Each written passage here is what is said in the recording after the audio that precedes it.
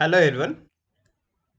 Application software, application means app for the short, है ना, जिसको हम एप्लीकेशन से ही क्या हुआ, ऐप वर्ड निकल के आया। ठीक है, application software is brought by the user to perform the specific application or task. For example, making a document or making a presentation and making handling a inventory or making a employee database. तो जो application software जिसकी बात कर रहे हैं, ठीक है, हमने उसका एक शॉर्ट फॉर्म देखा है जिस द ऐप। ठीक है, कोई पर्टिकुलर एप्लीकेशन या कोई टास्क को परफॉर्म करने के लिए हम इसका यूज करते हैं। जैसे मान लो कि सपोज किसी डॉक्यूमेंट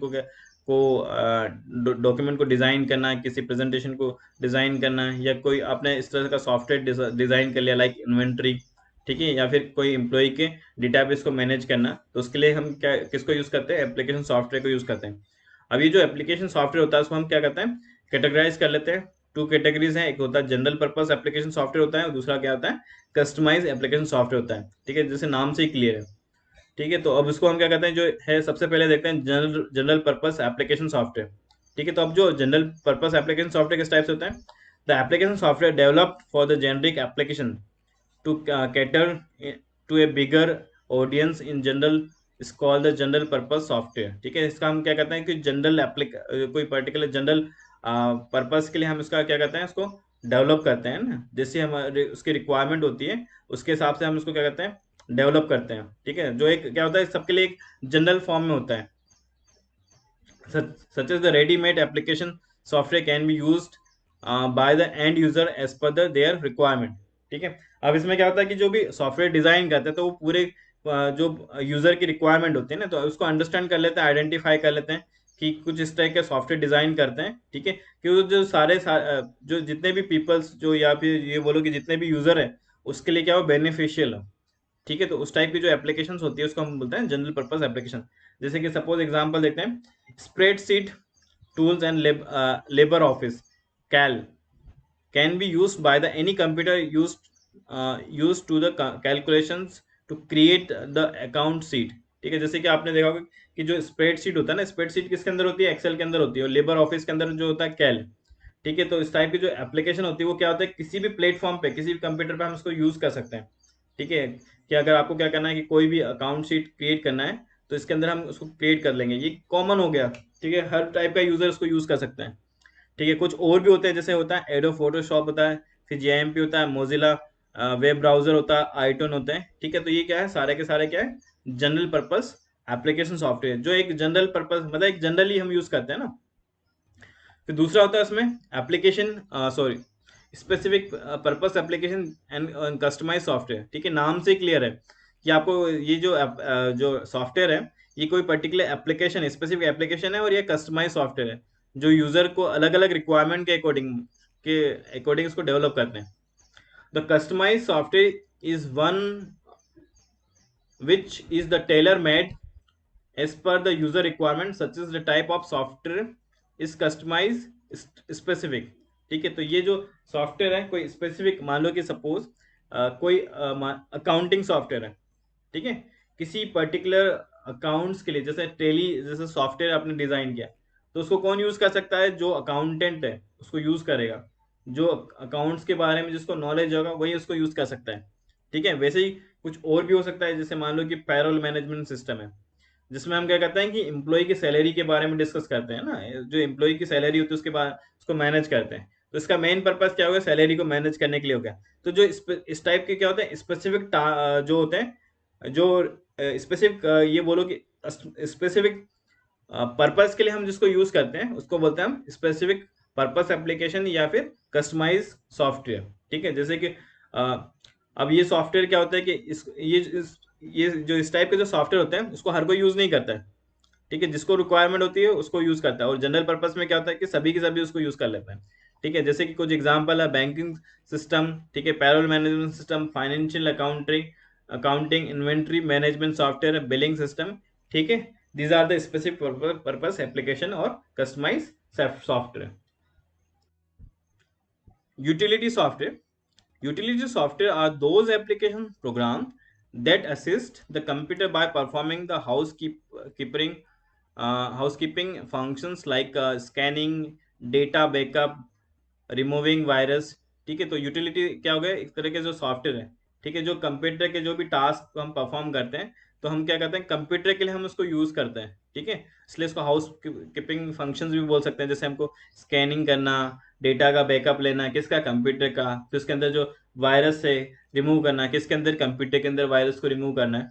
तो इस टाइप के जो सॉफ्टवेयर हम यूज करते हैं उसको हम क्या बोलते हैं, यूटिलिटी सॉफ्टवेयर। ओके, तो utility software provide the certain task that helps the proper maintenance of computer. The job of utility software is help the computer system run smoothly। ठीक है, कि जो इसका मेन पर्पस क्या है कि जो कंप्यूटर है उसको क्या करना है, स्मूथली परफॉर्म करना, उसके अंदर जितने भी प्रोग्राम है वो सिस्टमेटिक वे में वर्क करें, ठीक है, वो कोई एरर नहीं हो, एरर फ्री हो।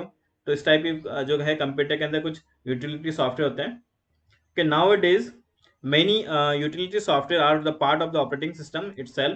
Even if there are no utility software on your computer, the computer will be work. But with the right kind of utility software is loaded, the computer becomes the more reliable. Even the processing of the speed interface। ठीक है, तो जो हम जो utility software use करते हैं ना, जो आपके ऑपरेटिंग सिस्टम के साथ ही इनबिल्ड होके आ जाते हैं, ठीक है, कुछ में इनबिल्ड होता है और कुछ में इनबिल्ट नहीं होता। लेकिन ये होता है कि यूटिलिटी सॉफ्टवेयर होने से ये होता है कि अगर सपोज कोई मान लो कि कंप्यूटर के अंदर सपोज कोई प्रॉब्लम आती है, ठीक है, तो वो क्या करता है कि हम उसी सॉफ्टवेयर के थ्रू उसको क्या कर सकते हैं, उसको रिमूव कर सकते हैं। ठीक है, तो स्मूथ फंक्शनिंग के लिए क्या हो जाता है कि यूटिलिटी सॉफ्टवेयर की रिक्वायरमेंट होती है। ठीक है, अब जैसे कि मान लो कि कंप्यूटर के अंदर सपोज कोई वायरस आ गया, तो वायरस को रिमूव करने के लिए क्या है, एंटीवायरस है। एंटीवायरस आप सिस्टम में डाल दो तो वो क्या होगा कि आपके वायरस को रिमूव कर देगा, इस उसके जो सिक्योरिटी है उसको प्रोटेक्ट करेगा। फिर उसके बाद डिस्क फ्रेगमेंटर है। डिस्क फ्रेगमेंटर क्या करेगा कि सपोज हम क्या करते हैं कंप्यूटर के अंदर जो उसके सिस्टम फाइल है उसको यूज करते हैं, ठीक है, तो वो क्या होती है कि एक तरह से फाइल एक प्लेस से दूसरी प्लेस तक मूव ऑन होती है, तो वो क्या होती है, बिखर जाती है। ठीक है, तो उसको हम क्या कर सकते हैं, एक सिस्टमेटिक वे में क्या कर सकता है जो है डिस्क फ्रेगमेंटेशन के थ्रू उसको एक पर्टिकुलर लोकेशन के ऊपर हम उसको कंप्यूटर ऑटोमेटिक उसको जमा लेता है। जैसे हम लाइब्रेरी के अंदर होता है ना कि एक पर्टिकुलर जो लोकर होता है वो कंप्यूटर साइंस के लिए हो गया, एक लोकर हो गया फिजिक्स के लिए हो गया, एक केमिस्ट्री के लिए हो गया। तो उससे क्या होता है आपको उसको मान लो कि किसी फाइल को सर्च करना तो आपके लिए ईजी हो जाता है। ठीक है, फिर होता है उसके बाद बैकअप। बैकअप भी ले लेता है, देन उसके बाद कंप्रेस भी कर देता है। अगर फाइल का साइज कम है तो उसको हम कंप्रेस भी कर लेते हैं। और ये जो डायग्राम है इसमें कुछ अलग अलग यूटिलिटी सॉफ्टवेयर आपके सामने डिस्प्ले है, ठीक है, जिसको कि हम यूज करते हैं। जैसे जिप फाइल, जिप विनरार हो गया, फिर जिप करना, ठीक है, और उसके बाद कुछ एंटीवायरस हो गए। तो सबसे पहले इसमें कुछ जो यूटिलिटी सॉफ्टवेयर उसके बारे में डिस्कस करते हैं। तो है antivirus. An antivirus is the utility software which is detect and remove the computer virus और infected area from the computer hardware for smooth functioning. ठीक है, तो जो एंटीवायरस होता है इसका मेन पर्पस क्या हो गया कि जो है सबसे पहले तो सिस्टम को प्रोटेक्ट करना होता है। ठीक है, और अगर सपोज सिस्टम में कोई वायरस आता है तो उसको रिमूव कर देता है। ठीक है, वो जो भी इसके इन्फेक्टेड एरिया होता है ना उसको भी रिकवर करने का काम कौन करता है, एंटीवायरस कर देता है, जिससे कि कंप्यूटर का जो हार्डवेयर है वो इजी वे में क्या हो, फंक्शन स्मूथ फंक्शनिंग करे। फिर उसके बाद होता है disk fragmentation. The utility help the rearrange the file and unused space on the hard disk. The memory is used to the small chunks randomly। ठीक है, तो इसमें क्या होता है डिस्क फ्रेगमेंटेशन में क्या होगा कि जो पर्टिकुलर जो फाइल है, ठीक है, इसके थ्रू इसके हेल्प से क्या होता है कि उसको हम जो फाइल है उसको रीअरेंज कर लेते हैं। और जो अनयूज स्पेस होता है ना, अनयूज स्पेस उसको सिस्टमेटिक उसमें हम क्या कर सकते हैं, उसको फ्री कर सकते हैं। और दूसरा क्या होता है कि इसके थ्रू अगर आप उसको यूज करते हैं तो क्या होता है कि जो मेमोरी होते हैं उसको भी आसानी से आप फ्री कर सकते हैं। ठीक है ना। देन आता है backup utility. This utility helps to taking the backup from the data, like जैसे इसमें हो गया duplicating the disk information। It is create the copy of complete and partial data storage on the disk or DVD or CD or any other external device like आपका USB disk attach to it। ठीक है, तो ये जो backup utility है इसका main purpose क्या है कि जो डेटा है डेटा का बैकअप लेना। ठीक है, तो जैसे आजकल जो आपके जो कंप्यूटर आ रहे हैं, जो लेटेस्ट ऑपरेटिंग सिस्टम आ रहे हैं, वो भी क्या करते हैं ऑटोमेटिक अपना क्या करते हैं बैकअप बना लेते हैं। ठीक है, एक पार्टीशन में बैकअप ले लेते हैं। अगर सपोज उसको कोई प्रॉब्लम होती है तो हम उससे उस बैकअप से क्या कर सकते हैं, उसको रिकवर कर सकते हैं। तो हार्ड डिस्क क्रैश और समटाइम्स और other system failure occur, file can be restore using the backup software. अगर सपोज हार्ड डिस्क भी क्रैश हो जाती है या कोई सपोज कोई सिस्टम फेलियर होता है, तो उस केस में भी हम क्या कर सकते हैं कि उसको रिस्टोर कर सकते हैं, किसके थ्रू, बैकअप सॉफ्टवेयर के थ्रू। ओके। फिर होता है कंपेरिजन यूटिलिटी। कंप्रेशन मीन्स कि पर्टिकुलर फाइल को क्या करना, कंप्रेस कर देना। This utility helps the compression of large file. Using the compression, file are stored in the special format and take the less space। ठीक है, कंप्रेशन में क्या हो गया, कंप्रेस कर देना, जो भी लार्ज फाइल है उसको क्या कर सकते हैं, स्मॉल साइज में कंप्रेस कर देना। ठीक है, तो उसको हम क्या कर सकते हैं कि अगर साइज है किसी भी फाइल का साइज, उसको क्या कर सकते हैं, हम कम कर सकते हैं। इससे क्या होगा कि जो हमारा स्पेस है, ठीक है, हम उसमें लेस स्पेस में भी क्या कर सकते हैं, कोई स्पेसिफिक फॉर्मेट को क्या कर सकते हैं, स्टोर कर सकते हैं। फिर आता है disk cleaner. This utility scan for the file that have not been accessed used since the long. जैसे कि क्या होता है कि आपके सपोज कोई फाइल, ऐसी फाइल है जो काफी टाइम से यूज नहीं हो रही है, ठीक है, या फिर हम उसको बोले जंक फाइल, या कोई डैमेज फाइल है आपके सिस्टम के अंदर।